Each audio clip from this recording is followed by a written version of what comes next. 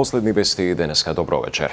Професорот и актуелен председател на Советот на градско опие Трајко Славески е изборот на председателката Гордана Силјановска-Давкова за нов гувернер на Народната банка. Потврдуваат од председателскиот кабинет. При донесувањето на одлуката, председателката се водеше од стручноста и компетентноста, дигнитетот и интегритетот, како и реалната можност за именување на кандидатот. Би сакале да потенцираме дека изборот беше тежок, со оглед на докажаниот квалитет на сите кандидати, се наведува во соопштението од кабинетот на Силјановска-Давкова. Предлогот е доставен и до собраниската пријавница, потврдуваат од парламентот.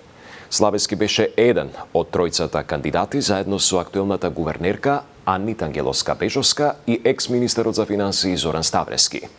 Мандатот на Ангеловска-Бежовска завршува денеска, но според законските одредби, функцијата ќе извршува се до изборот на новиот гувернер. Во Лондон почнаа средбите меѓу македонските и британските представници на делегациите пред утрешното официјализирање на договорот за стратешко партнерство со Обединетото кралство. Ден пред потпишувањето, премиерот уверува дека договорот ќе биде целосно транспарентен и секој потрошен цент ќе биде ставен на увид на македонските граѓани. Стратешкото партнерство поздравено и од председателката Силјановска-Давкова. Деталите од Сандра Спасовска.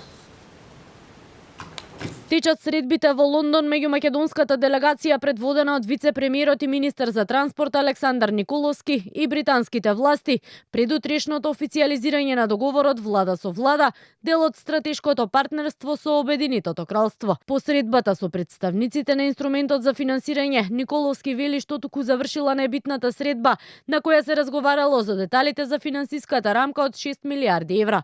Парите кои Британија не ги става на располагање ќе се користат само за проектно финансирање, рече Николовски, додавајќи дека очекува есенва да имаме започнато со работа на терен. После потпишувањето на договорот влада со влада утре и ратификацијата на истиот во Македонското собрание, ќе почнеме и официјални разговори во однос на начините на финансирање и начините на реализација на овие проекти и во многу брзо време ќе можеме да излеземе и со тие детали. Јас кажав дека мојата амбиција е дека во текот на летото ќе имаме договори, а во доцната есен веќе дека ќе имаме работа на терен. Потписници на договорот влада со влада ќе бидат Николовски и британскиот министер за услуги, мали бизнис и извоз во Министерството за бизнис и трговија Герет Томас, а пред утрешниот официјален настан Николовски во денешната агенда има предвидено средби со државната министерка за внатрешни работи Дейм Анджела Игл. Иако и натаму нема конкретни детали за тоа што точно ќе содржи договорот, премиерот Христијан Мицкоски уверува дека се ќе биде транспарентно и ќе се знае точно за што ќе се потроши секој еден денар од парите. Нема да класифицираме документи. Напротив, ќе биде јасно на македонската јавност што ќе потпишеме, под кои услови, кои се цените по кои што ќе се гради, кои се компаниите кои што сето тоа ќе го градат. Стратешкиот договор со Британија денеска го поздрави и председателката Гордана Силјановска-Давкова. Рече дека тоа е чекор напред и дека на земјата според неа и се потребни и други такви договори. Се разбира дека ние мораме да наоѓаме решенија за развој и стратешкото партнерство е во таа област. Еве јас ќе кажам, би сакала да имаме стратешко партнерство и со некои земји како Азербејџан и останатите. Од она што досега е познато е дека на располагање ни се ставаат 6 милиарди евра пари кои земјава не мора да ги искористи во целост. Со првите 2,2 милиарди евра владата планира да ги гради двата колосеци на брзата пруга од Табановце до Гевгелија, клиничката болница, медицинскиот факултет и студентскиот дом во Штип, болницата во Кичево, како и да ја реновира болницата во Титово. Молк од партиите дали и што ќе преземат со членовите од изборниот законник кој што Уставниот суд вчера ги укина. Неизвестно е дали граѓанските здруженија ќе можат да поднесуваат независни кандидатури на локалните избори на есен. Според Марко Трошановски, сегашните законски измени се така скроени да обесхрабрат и отежнат какво било учество на граѓанските иницијативи.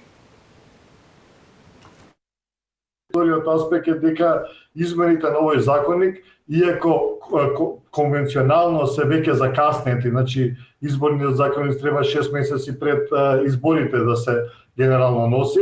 Сепак имаме преседани во минатото каде што амандмани беа на неколку недели пред избори гласани, а особено во оваа смисла кога ваквите интервенции амандмани во изборниот закон даваат поголема демократичност на изборите, се поклопуваат со препораките на ОДИХР 2024 и се во линија на реформската агенда обврската што сме си ја преземале.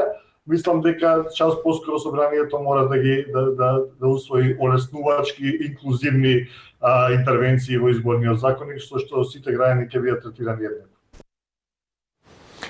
Во акцијата Бункер, во која што од утринава се вршеа претреси на 5 локации во Скопје, приведени се 4 припадници на криминалната група Беланоца Барон. Кај еден од осомничените пронајдена е поголема количина марихуана. Деталите ги има Маја Стојановска. 4 се приведени во домот на еден од осомничените. Полицијата која дутринава вршеше претреси на 5 локации во Скопје поврзани со криминалната група Беланоца Барон, пронашла големо количество на марихуана. Акцијата е во рамки на предметот Бункер, а по обезбедени докази во истражната постапка поврзана со оваа група. Од обвинителството соопштија дека осомничените станале припадници на криминалната група во 2023 година и ги прифаќале насоките од организаторите на групата. Тројца од осомничените во текот на месец јули 2023 година на македонска и грчка територија, поттикнати и по порачка од претходно осомничен организатор на групата, презеле действија на изведување на локација на оштетен и обезбедување средства за вршење на кривично дело, при што во Грција бил лишен од живот припадник на спротиставената организирана криминална група Грчец.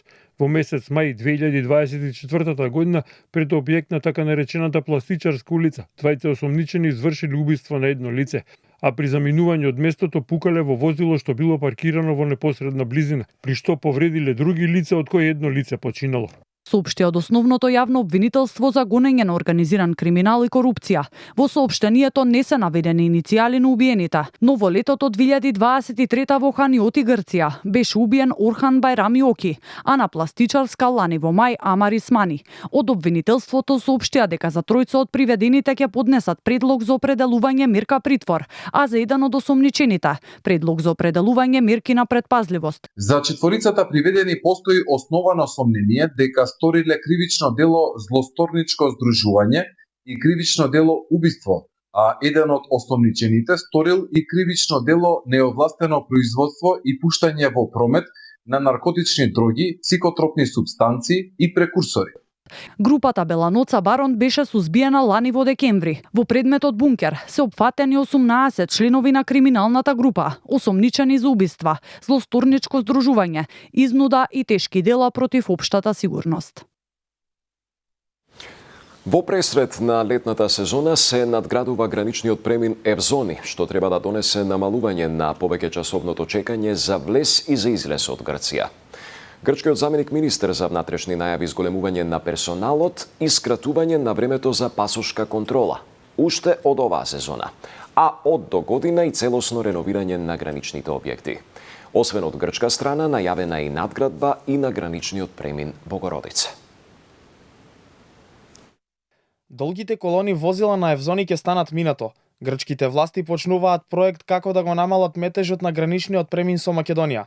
Целта е следната година Евзони да биде целосно надграден и функционален да одговори на потребите на еден од најфреквентните грчки гранични премини. Само за Евзони грчката влада предвиде 23 милиони евра, со кои целосно ќе се реновираат објектите и ќе се зголеми бројот на персонал.